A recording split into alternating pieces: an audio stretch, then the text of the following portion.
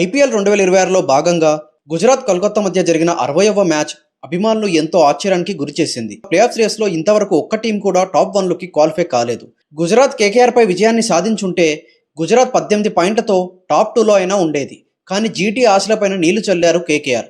29 పరుగుల తేడాతో అనూహ్యంగా జీటీపై అద్భుతమైన విజయాన్ని సాధించింది కేకేఆర్. 247 పరుగులు చేసి జీటీని ఊచకోత కోశారు కేకేఆర్. కేకేఆర్ గెలుపు ఎస్ఆర్హెచ్కి ఎంతో అనుకూలంగా మారింది. ఎందుకంటే ఎస్ఆర్హెచ్ నెక్స్ట్ ఆడబోయే 2 మ్యాచ్లు గెలిస్తే 18 పాయింట్లతో మంచి నెట్ రన్ రేట్తో టాప్ 1 లేదా టాప్ 2లోకి దూసుకు వెళ్లే అవకాశాలు పుష్కలంగా ఉన్నాయి. జీటీకి నెక్స్ట్ ఒక్క మ్యాచ్ మాత్రమే మిగిలింది. అది గెలిస్తే టాప్ 2లో ఉంటుంది. లేదంటే ఇతర జట్ల గెలుపు ఓటముల బట్టి పరిస్థితులు మారొచ్చు.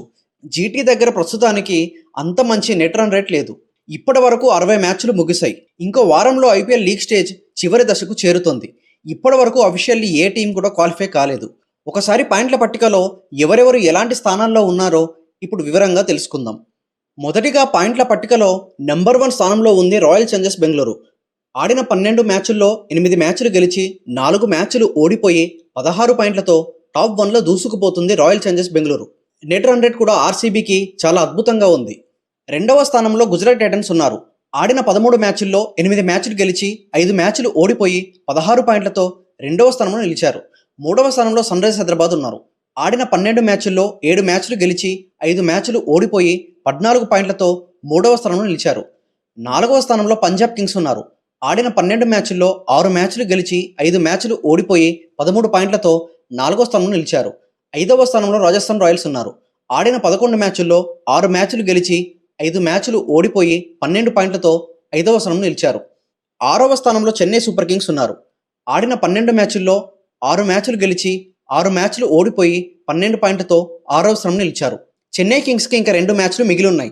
ఆ 2 మ్యాచ్లు గెలిస్తేనే చెన్నై కింగ్స్ ప్లేఆఫ్స్కి వెళ్తుంది. లేదంటే ఇక కష్టమే. 7వ స్థానంలో కలకత్తా నైట్ రైడర్స్ ఉన్నారు. ఆడిన 12 మ్యాచ్ల్లో 5 మ్యాచ్లు గెలిచి 6 మ్యాచ్లు ఓడిపోయి 11 పాయింట్లతో 7వ స్థానంలో నిలిచారు. 8వ స్థానంలో ఢిల్లీ క్యాపిటల్స్ ఉన్నారు. ఆడిన 12 మ్యాచ్ల్లో 5 మ్యాచ్లు గెలిచి 7 మ్యాచ్లు ఓడిపోయి 10 పాయింట్లతో 8వ స్థానంలో నిలిచారు. ఇక ముంబై ఇండియన్స్ ఆడిన 12 మ్యాచ్ల్లో 4 మ్యాచ్లు గెలిచి 8 మ్యాచ్లు ఓడిపోయి 8 పాయింట్లతోనే సరిపెట్టుకొని ఐపీఎల్ 2026 సీజన్లో ప్లేఆఫ్స్ రేస్ నుండి మొదటిగా ఎలిమినేట్ అయిన టీమ్గా ముంబై ఇండియన్స్ నిలిచారు.